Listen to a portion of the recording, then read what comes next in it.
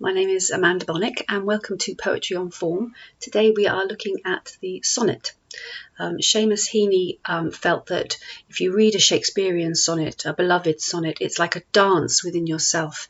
He says that there is a form, there are 14 lines and rhyme words, but the movement of the stanza is like muscles, and it's got a waist and a middle. It's a muscular thing. So it feels like the sonnet is more of the skeleton holding up the poem, the musculature which enables it to move, the heart which enables it to beat. So we need to hear it, not just read it.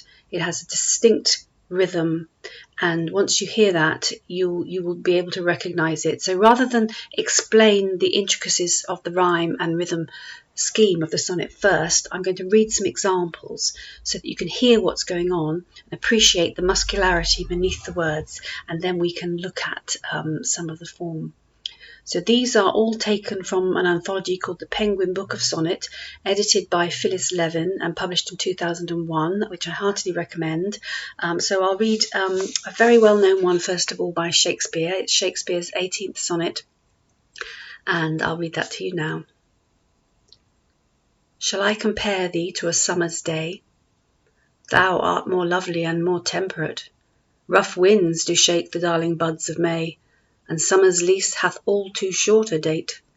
Sometimes too hot the eye of heaven shines, and often is his gold complexion dimmed, and every fair from fair sometimes declines, by chance or nature's changing course untrimmed.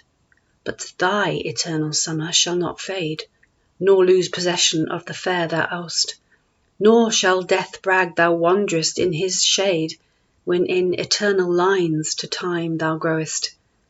So long as men can breathe or eyes can see, so long lives this, and this gives life to thee. So that's a very famous one by Shakespeare.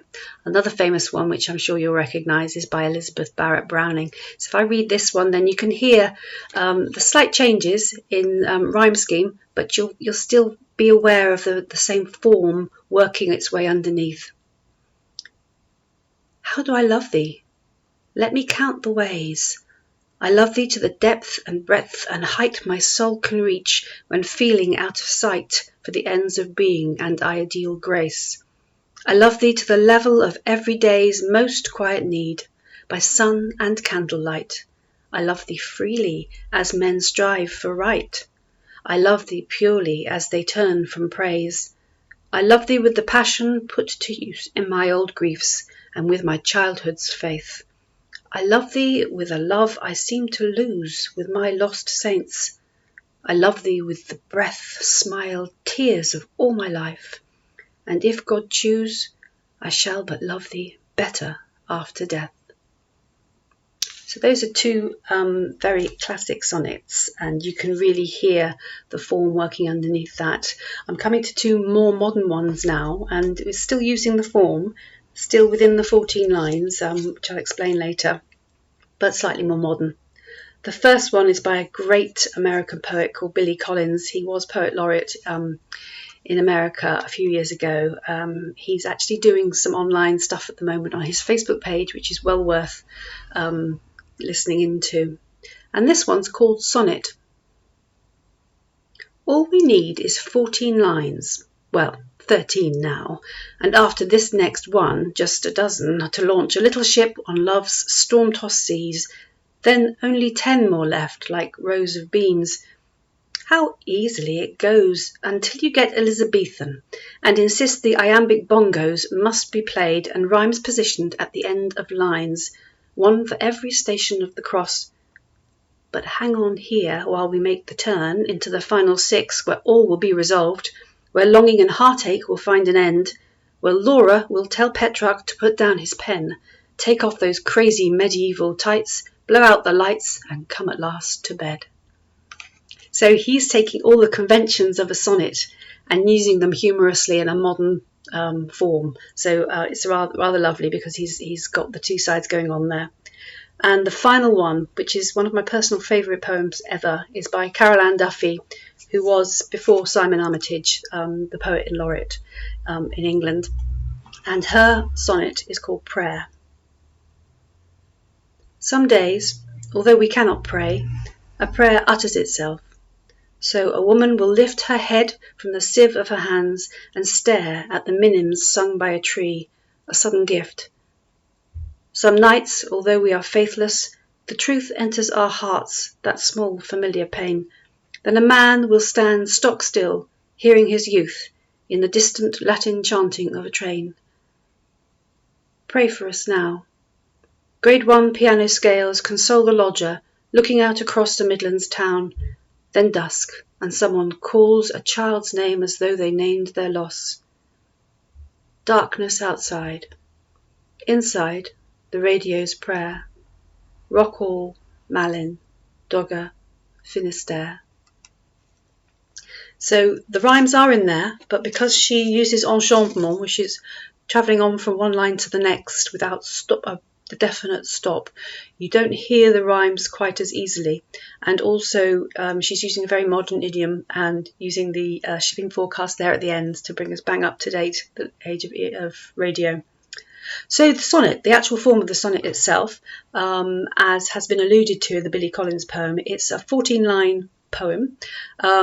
It was originally, way back in the medieval ages, started up then, and Petrarchan poet sonnet was one of the first sort of forms to be recognised, named after a 14th century Italian lyrical poet. And that was 14 lines, and that was divided into an octave, which are 8 lines, and a sestet, which is 6 lines. And there is something called a volta, which is the turn after the 8 lines. And it was seen, the form was often seen as a debate. You'd have a proposition in the 8 lines, or an argument, and then a turn and a resolution in the last 6 lines. And the line endings would rhyme in a particular scheme, and that would be A, B, B, A, and then A, B, B, A again. So that's 2 sets of 4, and then C, D, E, C, D, E. So that sounds quite complicated, but actually, as we saw before in the poems before, you can hear it with your ear. You can hear that rhyme scheme quite clearly. And the subject matter of those early sonnets were usually religious or to do with worship. And then we get the Shakespearean sonnet. Moving on from that, and as Shakespeare did with everything, he experimented. And he also used the 14 lines, and it was also iambic pentameter, as you can hear. But within that, he used it in a different way with 3 quatrains. So that's 3 lots of 4 lines, which adds up to 12, and then a couplet at the end of 2 lines. So you'd have 3 different verses, as you like, and then 2 lines. And there was often that turn as well at the end to sort of the couplet almost sums things up. So I can give you a little visual there on what the actual Shakespearean line endings looked like. So you'd have a line ending with a rhyme A, and then rhyme B, rhyme A again, and then B. Then you'd have the next set of 4 lines, C, D, C, D, then E, F, E, F, and then G, G as the couplet at the end. So we heard that in the Shakespeare sonnet.